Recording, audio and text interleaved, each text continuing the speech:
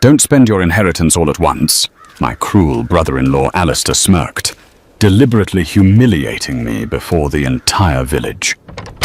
Widowed at 21 and despised by my wealthy in-laws, I had been banished to a ruined, rotting cottage valued at £1, a calculated insult meant to prove I was worthless. Alistair was absolutely certain he had discarded me to freeze and starve in a dilapidated tomb. He had no idea my blistered hands were currently shattering the false cellar floor beneath that very cottage. And he certainly didn't know I was about to uncover a hidden, subterranean workshop containing the priceless, legendary, horological masterpieces created by his own grandfather, a breathtaking fortune his family had unknowingly thrown away. Settle in, and let us travel back to the Cumbrian fells of 1858 to a story of quiet resilience and a legacy sealed in stone. The journey to Thornside was a penance paid in jolting carriage wheels and the persistent seep of autumn rain. Catherine Barrett sat alone, a small, worn valise at her feet, her black mourning dress seeming to absorb what little light penetrated the grey sky. She had been a widow for 6 months, a wife for barely a year. The memory of the will reading was a fresh bruise. Her brother-in-law, Alistair, a man whose face was a permanent sneer of prosperity, had read the clause concerning her inheritance aloud, his voice dripping with theatrical pity. To my son Thomas's widow, Catherine, he had intoned, I leave the cottage known as Stone End, and all its contents that she might have a roof, however humble, over her head. A murmur of amusement had rippled through the gathered family. A pound, a ruin. It was their final, perfect dismissal. She had not argued. She had not wept. She had simply inclined her head, taken the deed and the heavy iron key from the solicitor, and walked out of their fine London house forever. Thomas was gone. His world, which had only ever been hers on loan, had snapped shut behind her. Now there was only the road ahead, leading to a place she had never seen, a place intended to be her exile. The coachman, a taciturn fellow with a kind, roomy eye, had said little, but when he helped her down in the muddy square of Thornside, he had held her elbow a moment longer than necessary. "It's a hard place, miss," he'd muttered. "Stone End. Needs a firm hand." The village itself was a clutch of grey stone houses huddled around a squat Norman church, smoke rising thin and pale into the damp air. It was a place that felt ancient and watchful. No one met her. Jacob, a carter and a distant friend of Thomas's from his brief country childhood, was meant to be here with his cart for her trunk. But the square was empty, save for a few stray chickens pecking at the mud. She felt the weight of unseen eyes from behind curtained windows. A new widow, dispossessed and sent to the village's most notorious ruin. Her story, or the version Alistair would have told, had likely arrived before she had. Pulling her thin shawl tighter, Catherine picked up her valise and began the long walk toward the edge of the village, toward the place they had her to disappear. The lane turned from cobblestone to rutted mud, the hedgerows dripping with rain, the air smelling of wet earth and decay. And then she saw it, set back from the lane, half swallowed by ivy and the encroaching gloom of the fells. Stone End. It was not a cottage. It was a gravestone. The roof sagged in the middle like a broken spine, and a film of green moss coated the northern wall. The windows were small, dark eyes filmed with grime. The single stone chimney was choked with a bird's nest the size of a bushel basket.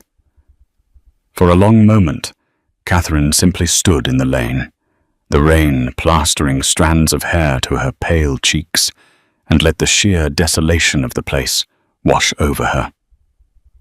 This was the measure of her worth to them. This was their final word.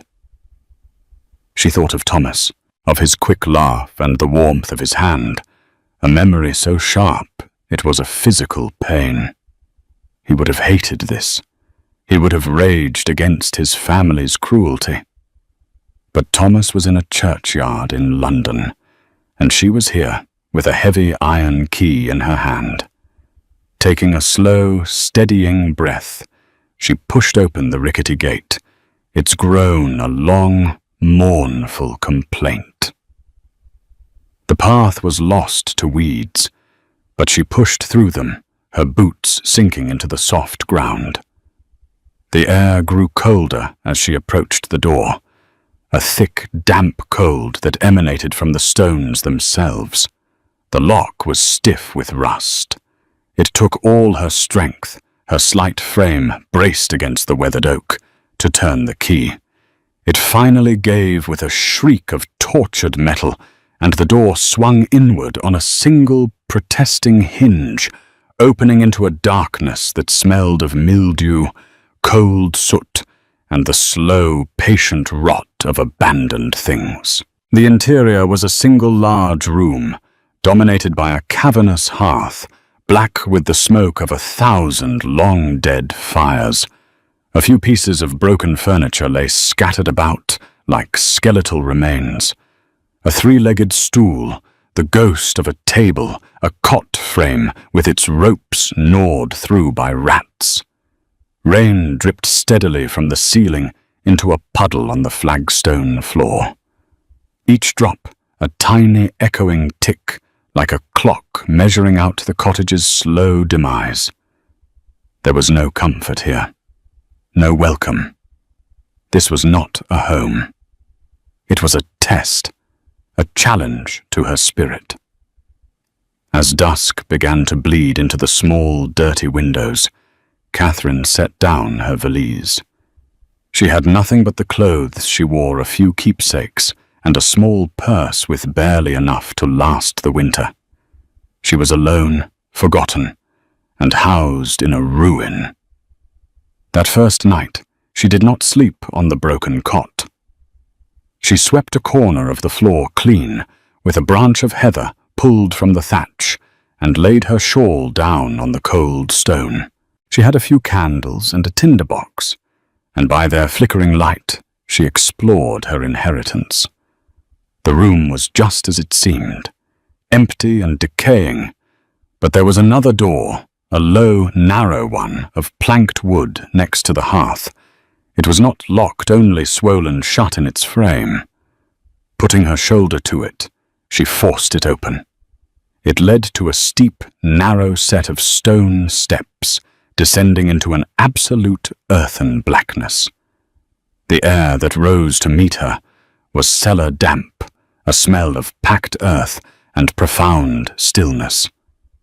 Holding her candle high, she descended. The cellar was small, its walls rough-hewn stone, its floor beaten earth and a few scattered, mismatched flagstones. It was empty, save for a crumbling wooden barrel in one corner. It was utterly, profoundly unremarkable.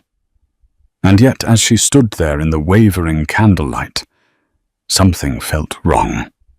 She ran her foot over the floor. It was uneven, strangely humped in the middle. Kneeling down, she traced the edges of the flagstones with her fingers. The mortar here was different, paler, sandier than the dark, almost black mortar between the foundation stones. And beneath the layer of dirt, the stones themselves felt newer, smoother. Someone at some point had gone to the trouble of relaying this floor. Why would anyone bother to repair the floor of a forgotten cellar in a derelict cottage? What secret did this patch of uneven stone hold? Was it a simple, shoddy repair, or a deliberate act of concealment? Let us know in the comments what you think Catherine will find, and be sure to subscribe for more stories of hidden history. For Catherine, standing in that cold, silent dark, the question was a tiny spark in the overwhelming gloom. The first hint that Stone End was more than just a place to be forgotten. The next morning, Catherine walked back to the village, her stomach hollow and her resolve a brittle thing. The mist clung to the low ground, making ghosts of the trees and fences. She needed supplies, flour, salt, oil for a lamp, the barest essentials to begin a life here. As she entered the small village shop, a bell jangled, and the proprietor, a pinched-faced woman, looked up from behind the counter. Her eyes widened in recognition, then narrowed with a look that was part pity, part suspicion. The whispers had indeed preceded her. "The Barrett widow," the woman's expression said. As Catherine quietly made her purchases, the door opened again, and the bell jangled more aggressively. It was Alistair Barrett. He was not dressed for the country, his city coat and polished boots an affront to the village's muddy simplicity. He must have stayed the night at the local inn, likely to ensure she had properly taken possession of her hovel. "Well, well," he said, his voice loud in the small space. "Settling in, are we? I trust you found the accommodations to your rustic tastes." His eyes swept over her worn dress, the smudges of dirt on her hands. He was enjoying this, performing for the shopkeeper, for the village. He was cementing her status as an outcast. Catherine met his gaze, but said nothing. Silence was the only armor she had ever found effective against him. "Don't spend your inheritance all at once," he added with a cruel smirk, gesturing to her meager pile of goods on the counter. He then turned to the shopkeeper. "Put her purchases on my father's account, a final act of charity." He wanted her indebted. He wanted her humbled. "No, thank you," Catherine said, her voice quiet but firm. She placed her own few coins on the counter. "I will pay my own way." Alistair's face tightened. Her refusal to play the victim had pricked his pride. He grunted, turned on his heel, and strode out of the shop, leaving a wake of cold air and contempt. The shopkeeper, to her credit, looked slightly ashamed. Catherine gathered her things and left, the weight of the village's silent judgment heavy on her shoulders. As she walked back down the lane, a figure emerged from the mist. It was an old woman, bent and wrapped in a thick woolen shawl, her face a road map of wrinkles. She was leaning on a gnarled walking stick. This was old Elspeth, a woman who had lived in Thornside so long, she seemed a part of the landscape itself. She stopped in front of Catherine, her eyes milky with age, surprisingly sharp. She looked from Catherine's face to the path leading toward Stone End. "They give you the forgotten place," the old woman said, her voice like the rustle of dry leaves. It was not a question. Catherine simply nodded. Elspeth stared for a long moment, as if seeing something beyond the tired young woman before her. Then she leaned in, her voice dropping to a conspiratorial whisper. "Some roots," she said, her words heavy with a meaning Catherine could not yet grasp, "grow best in the dark." And with that, she tapped her stick twice on the muddy ground and continued on her way, disappearing back into the fog as silently as she had appeared. Catherine stood alone in the lane, the cryptic words echoing in her mind. Some roots grow best in the dark. She looked toward the cottage, its sagging roof barely visible through the shifting mist. It was a dark place, a forgotten place. But for the first time, she wondered, Clear's throat, if it was not an ending, but a beginning. What had the old woman meant?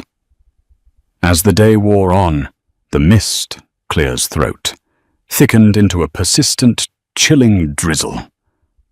The walk back to Stone End felt longer this time. The small sack of provisions a heavy burden. When the cottage finally came into view again, it looked even more forlorn, weeping grey tears down its stone cheeks. This was her world now. This lane, this cottage, this weather. Jacob the carter was waiting for her, his stocky pony stamping a hoof impatiently. Her one large trunk was in the back of his cart. His face, weathered and kind, broke into a relieved smile. "Mrs. Barrett, I'm sorry I'm late. The axle broke on the upper road." "It's no matter, Jacob," she said. "I'm grateful you've come at all." Together they carried the heavy trunk inside, its presence making the empty room feel somehow more desolate. Jacob looked around, his expression grim. "My father helped build this place, you know," he said, running a hand over the cold stone of the hearth. "For old Elias Barrett? You're Thomas's grandfather. He was a strange one, Elias, a master craftsman. Clocks, they said. More than clocks. But he kept to himself out here." Jacob helped her pry open a few of the shutters, letting in a pale, watery light that did little to dispel the gloom. He showed her how to clear the chimney flue with a long pole, and soon, with the dry kindling he'd brought, a small, hesitant fire was flickering in the great hearth. It was a tiny victory against the damp, but a victory nonetheless. He accepted no payment, only a nod of thanks. "Thomas was a good lad," he said, standing at the door. "He didn't deserve—" "Well, if you need anything, you send word." And then he was gone, the sound of his cart wheels fading down the lane. She was truly alone now, with the fire, her trunk, and the house's deep, oppressive silence. That evening, as the fire crackled and spat, casting dancing shadows on the walls, Catherine found that the cottage was not entirely silent. It had a voice. It was a language of groans and sighs, the whisper of wind through the cracked eaves, the relentless drip of water onto stone. She sat on her trunk, wrapped in her shawl, and just listened. A scratching sound from the corner startled her. It came again, a faint, insistent scraping. Holding her candle, she moved toward the sound. There, huddled by a small crack in the foundation, was a cat. It was a slip of a thing, black as soot, with enormous green eyes that regarded her with a wary intelligence. It was painfully thin, its fur matted. It must have been living in the abandoned house, surviving on mice and rainwater. Catherine had little enough for herself, but she went to her sack and poured a few drops of the precious milk she'd bought into a shard of a broken bowl. She set it on the floor and retreated to the hearth. For a long time the cat did not move. Then cautiously it crept forward, sniffed at the milk, and began to lap it up with a desperate thirst.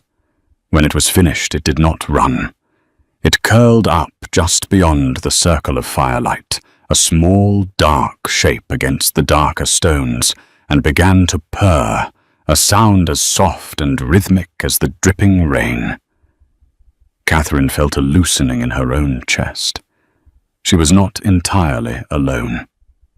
She had the cottage, and now the cottage had a cat. The fire, the cat, the cryptic words of the old woman. They were small anchors in a vast sea of uncertainty. That night, she slept on the floor again, but it felt less like a hardship and more like a choice.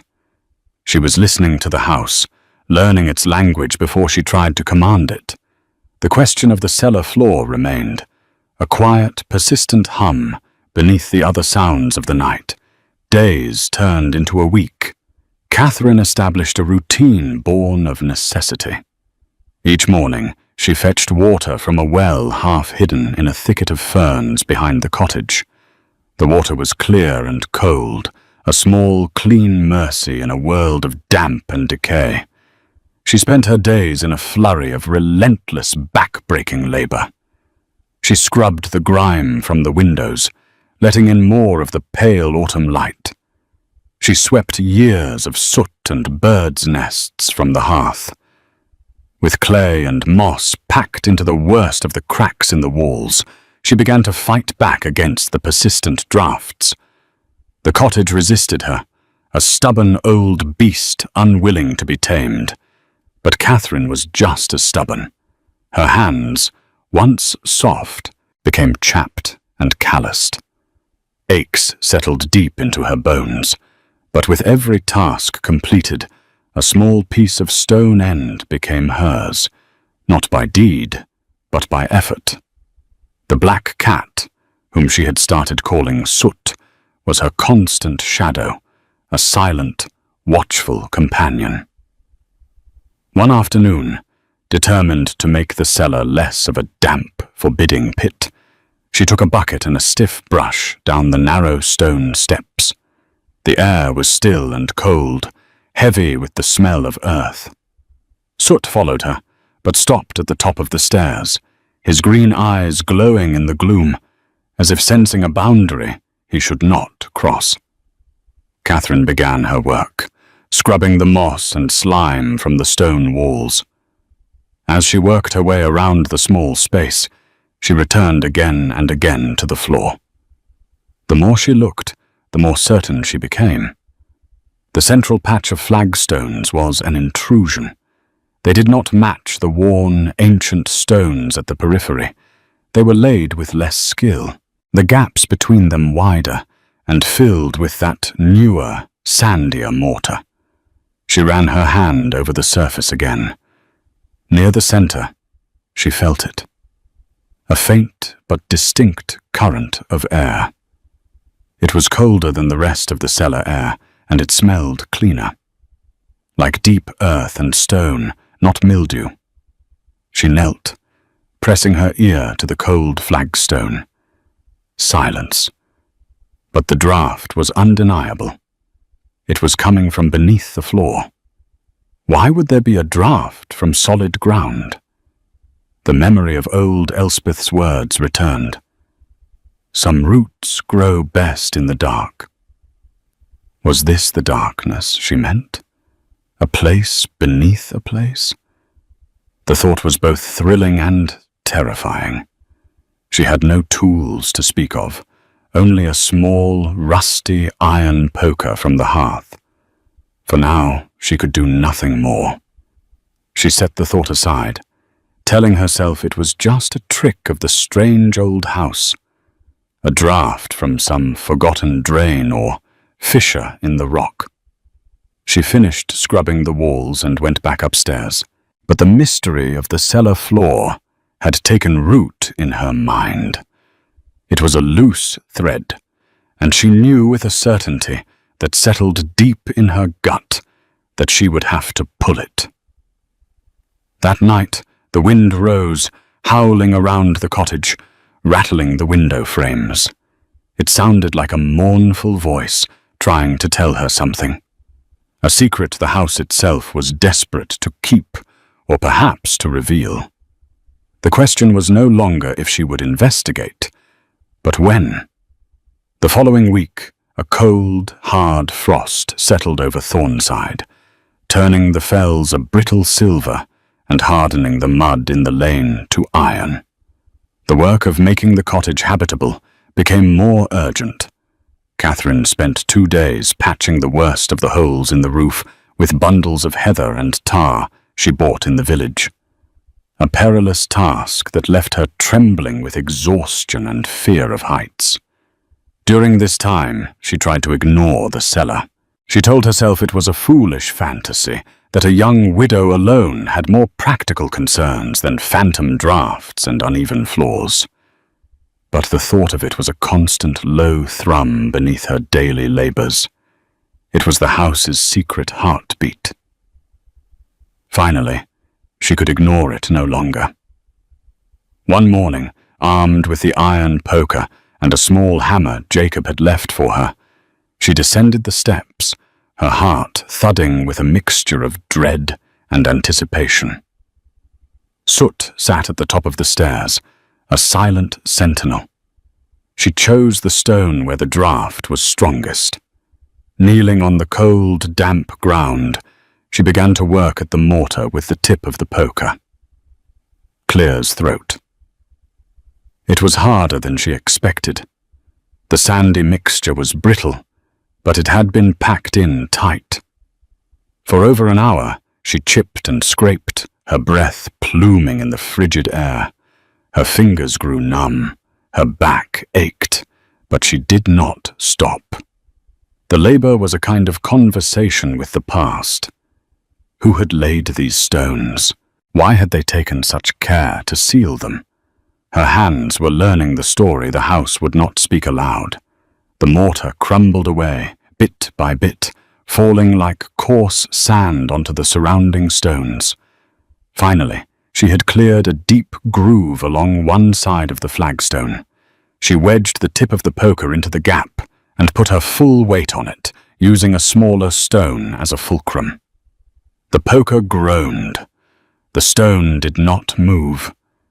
It was set deeper than she had imagined. Frustration pricked at her. She was weak, alone. This was a fool's errand. She sat back on her heels, the cold of the floor seeping through her dress. She was about to give up when her eyes fell on the hammer. It was a simple, heavy thing. An idea, desperate and direct, formed in her mind. Taking the poker, she wedged it as deep as she could into the crack. Then, lifting the hammer, she brought it down on the end of the poker with all her strength. The clang of metal on metal echoed deafeningly in the small space. She struck it again and again. A crack appeared in the flagstone, a thin, dark line spider-webbing out from the point of impact. Heartened, she struck it once more. The stone split with a sharp crack, a section breaking away. And from the darkness beneath, the draught rushed out, stronger now, carrying the clean, cold scent of undisturbed earth, and something else, something metallic and faintly oily. It was not the smell of rot. It was the smell of preservation. With renewed vigor, she worked the poker into the broken section, and this time, when she heaved, it lifted. It came away in her hands, heavy and jagged, revealing not dirt, but a perfect square-cut darkness, a void. It was not a burial place, it was an opening. Trembling, Catherine set the broken piece of stone aside and peered into the hole. She could see nothing but blackness. She fetched her candle and held it over the opening. The flame flickered wildly in the updraft, but in its unsteady light, she saw them. Steps, not rough-hewn, like the ones leading into the cellar, but smooth, dressed stone, descending into a space below. Someone had not just relaid a floor, they had sealed a room. They had buried a world. For a long moment, she could only stare, her mind struggling to comprehend the scale of the deception. This cottage, this worthless, forgotten ruin, was built upon a secret. Old Elspeth's words came back to her, no longer cryptic, but a plain and simple truth. Some roots grow best in the dark. The roots of this place ran deeper than anyone knew. Taking a deep breath to steady her racing heart, Catherine Barrett prepared to descend. The air that rose from the opening was not foul, but it was ancient. It was the air of a sealed tomb, still and cold and utterly without life. Catherine retrieved her only other candle and a fresh tinderbox before returning to the precipice. She had to know what was down there. This was the answer to the house's whispers, the reason for its strange, sorrowful weight. Leaving one candle by the opening above, she held the other and began her descent. The stone steps were steep, narrow, but perfectly made, each one level and true. There were 10 of them. As her foot touched the floor at the bottom, the sound was absorbed by the profound silence. She had entered another world. She held the candle high, its small flame pushing back a darkness that felt solid, a darkness that had reigned here for decades. Slowly, shapes emerged from the gloom. It was a room larger than the cellar above it, and it was not empty. It was a workshop. A long, sturdy workbench ran the length of one wall, its surface covered in tools, not the rough tools of a farmer or a mason, but the fine, delicate instruments of a precision craftsman. Tiny files, calipers, lathes, engravers, all arranged in neat, orderly rows. They were coated in a fine layer of dust, but beneath it the steel glinted, protected from rust by the dry, still air. On shelves above the bench sat dozens of small wooden and brass boxes, each one meticulously labelled in a spidery, elegant script she did not recognize. Along the opposite wall stood larger objects draped in canvas covers that had grown stiff with age. A faint, intricate ticking sound reached her ears, so soft she thought at first it was the beating of her own heart. But it was steady, mechanical. Something in this room was still alive. With a trembling hand, she reached out and lifted the corner of one of the canvas sheets. Beneath it was a clock, but it was unlike any clock she ever seen. Its face was a map of the heavens, with interlocking dials of brass and silver showing the phases of the moon and the movements of the planets. Its gears were exposed, a breathtakingly complex universe of interlocking wheels and springs all moving in a silent, hypnotic dance. This was the source of the faint ticking. It was still running. It had been running in the dark, unseen for how many years? She moved to the next covered shape, and the next. Beneath the canvas, she found more wonders. A brass bird, its feathers individually articulated, perched on a gilded branch. A miniature clockwork theatre, with tiny figures poised to move. A half-finished silver spider, its legs a marvel of delicate engineering. This was the work of a genius, an artist of metal and time. This was the legacy of Elias Barrett. On the workbench, propped open as if its reader had just stepped away for a moment, was a large, leather-bound journal. The pages were filled with the same elegant script as the labels, accompanied by intricate, detailed schematics of the mechanisms she saw around her. She gently turned the page. It was a design for the brass bird, with notes on how to calibrate the tiny bellows in its chest to produce a perfect warbling song. The man who wrote this was not mad. He was a visionary. Jacob's words echoed in her memory. A master craftsman, more than clocks. This was what he had meant. Thomas's father and Alistair's father, ashamed of this obsessive, brilliant work that brought no profit, that seemed to them a kind of madness, had not destroyed it. They had simply buried it, They had entombed a lifetime of genius beneath a floor of cheap flagstones, and forgotten it. As the truth settled over her, Catherine felt not triumph, but a profound and aching sorrow for the man who had worked here, for the beautiful, intricate world he had created, only to have it sealed away in the dark. This inheritance wasn't a worthless cottage. It was the custodianship of a lost art. The winter arrived in earnest not long after her discovery. The first snows came blanketing the fells in a deep, silencing white. The world shrank to the dimensions of the cottage, the lane, and the path to the well.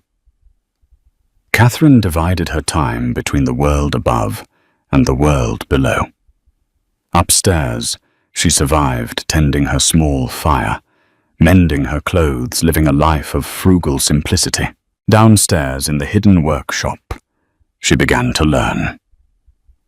She did not touch the mechanisms themselves, afraid her ignorance would cause some irreparable harm. Instead, she read. Elias Barrett's journals were her teacher. He wrote not only of gears and springs, but of philosophy, of the beauty of a perfectly balanced system, of his belief that in recreating the intricate patterns of nature, one could come closer to understanding the mind of God. He was not a madman. He was a poet whose medium was clockwork. She learned to carefully clean and oil the tools to dust the shelves, to simply be a quiet presence in the remarkable room. The place became her sanctuary, a silent testament to a patience and dedication she was only just beginning to understand. The faint, steady ticking of the great astronomical clock was the new heartbeat of the house, a rhythm of quiet purpose that infused her own lonely existence with meaning. One evening, a storm blew in from the north, a true Cumbrian gale that threw itself at the cottage with a savage fury. The wind shrieked in the chimney, and the entire structure seemed to groan under the assault. Catherine sat by the fire, soot huddled in her lap, and listened to the storm's rage. Some time after midnight, she heard a new sound, a loud, splintering crack from overhead, followed by the rush of something wet and heavy. She looked up. A dark, spreading stain was appearing on the ceiling near the center of the room. The old roof, the one she had tried so hard to patch, had finally given way.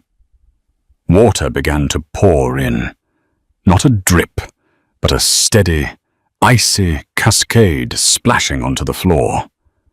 Her heart seized with panic. Her few possessions, her trunk with Thomas's letters, her small store of food, her bedding, were all in the path of the deluge. She scrambled to move them, but the water was spreading fast. And then a worse fear struck her. The water was pooling on the flagstones directly above the cellar. If it seeped through, if it found its way down the hidden steps, the workshop, the journals, the delicate mechanisms, the lifetime of work preserved in the dry air would be ruined, lost to damp and rust forever. She had a choice to make. She could save her own small comforts, the last remnants of her past life, or she could protect Elias's legacy. There was no hesitation. She threw open the cellar door, grabbed the broken flagstone, and descended into the darkness. Working with a frantic energy born of desperation, she began moving the most precious objects from the workshop, the journals, the smaller automata, the boxes of delicate parts, and carrying them up into the relative safety of the upper cellar. Back and forth she went, her candle flickering as the storm raged above, and the water dripped ominously through the floorboards. Just as she was carrying the brass bird, she heard a frantic pounding on the cottage door, a sound almost lost in the howl of the wind. Who could possibly be out in this storm? Fearing the worst, she secured the workshop's treasures and made her way back upstairs to the leaking, chaotic room. She unbarred the door. A man stood on the threshold, half frozen and covered in snow, his face etched with desperation. Behind him, a woman was slumped over in a carriage that had slid into the ditch by the lane. One of its wheels shattered. "Please," the man begged, his voice hoarse. "My wife. She is with child. Our carriage is broken. We need shelter, any shelter." Catherine looked from their desperate faces to her ruined, leaking home. She had almost nothing, but she had a fire, and she had 4 walls, however compromised. "Come in," she said, stepping aside. "Come in out of the storm." The man, whose name was Mr. Howell, helped his wife inside while Catherine did her best to make them comfortable. She gave them her driest blankets and settled them near the hearth, away from the worst of the leak. She shared her small stock of tea and the last of her bread. They were travellers from London, he explained, a watchmaker by trade, on their way to visit family in Scotland when the storm had overwhelmed them. As Mrs. Howell shivered by the fire, her husband looked around at the sparse, leaking room with a mixture of gratitude and pity. "You have saved us, miss," he said. "We are deeply in your debt." Catherine simply shook her head. "It is only a roof," she replied, thinking of the true marvel that lay hidden just a few feet beneath them. For the rest of the night, she tended the fire, adding her own meager bedding to keep the couple warm, while the storm continued its assault and the water dripped a steady, mournful rhythm onto the floor. She had chosen to shelter strangers and protect a dead man's work over her own well-being. By morning, she knew everything would be different. The storm broke with the dawn, leaving behind a world of pristine, silent white. The leak had slowed to a drip, but the main room of the cottage was a disaster of puddles and damp. Mr. Howell, seeing the damage in the pale morning light, was aghast. "Your home is ruined because of us," he lamented. "No," Catherine said quietly. The roof was old. The storm just reminded it. Mrs. Howell was weak but stable and profoundly grateful. As her husband went out to assess the damage to his carriage, Catherine felt an instinct, a sense that this man, this watchmaker from London, was not an accident. She had to show him. "Mr. Howell," she said when he returned, his face grim with the news of his broken axle, "there is something you should see."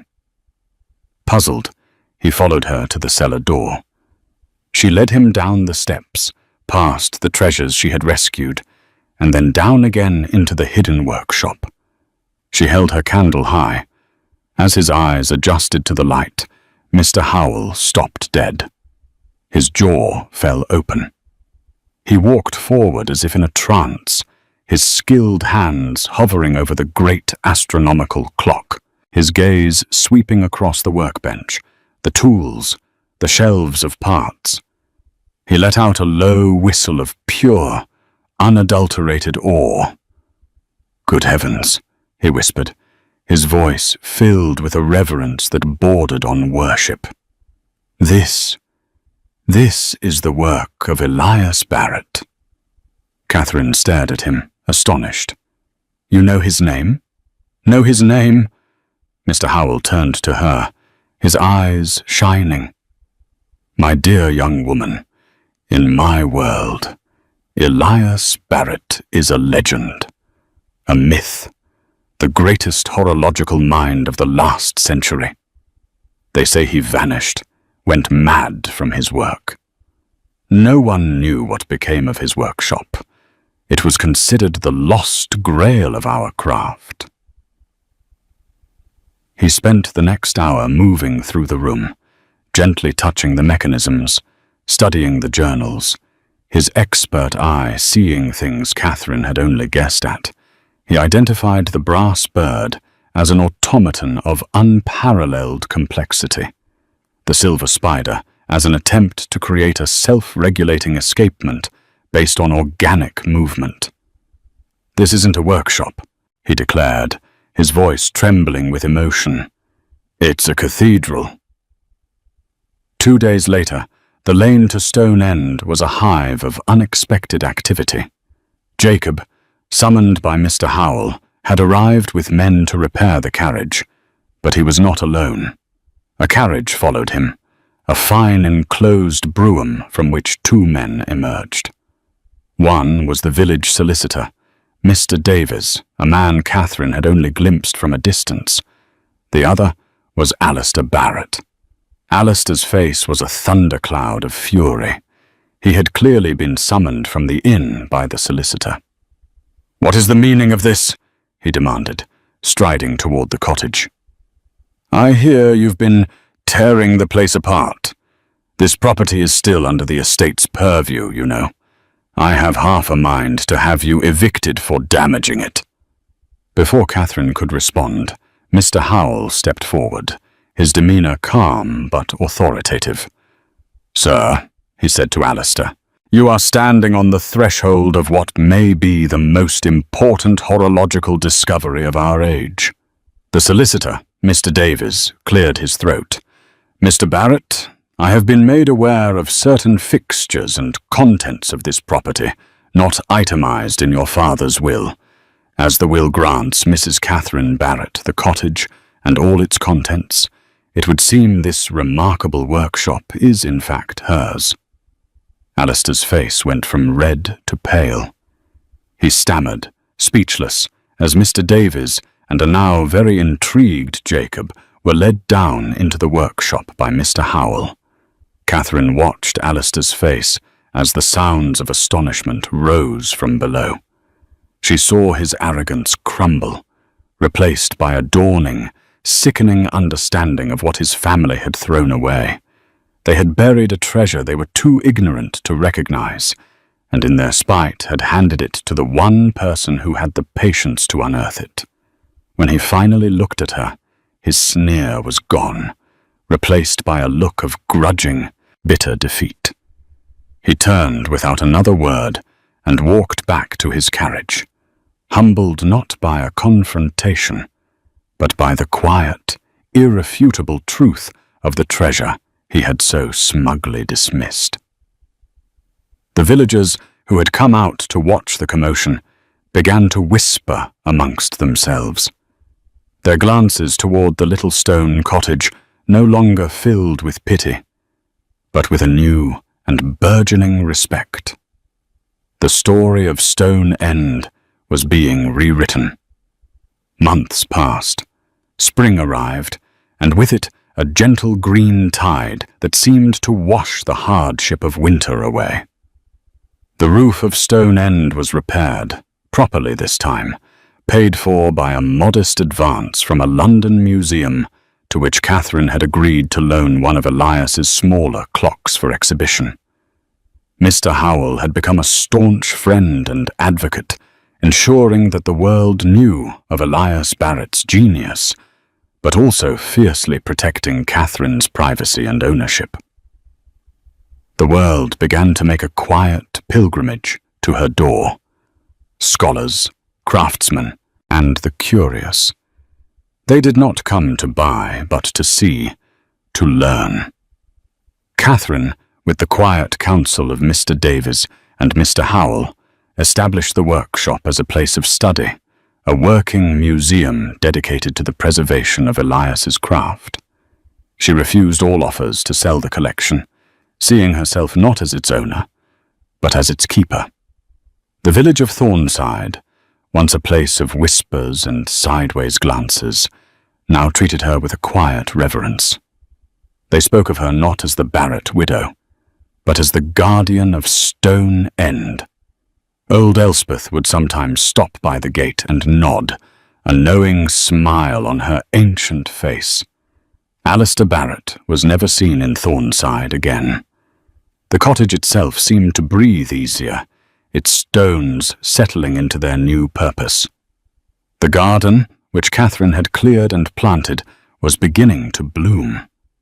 Soot, no longer astray, grew sleek and confident, sunning himself on the stone sill of a window that now let in clear, bright light.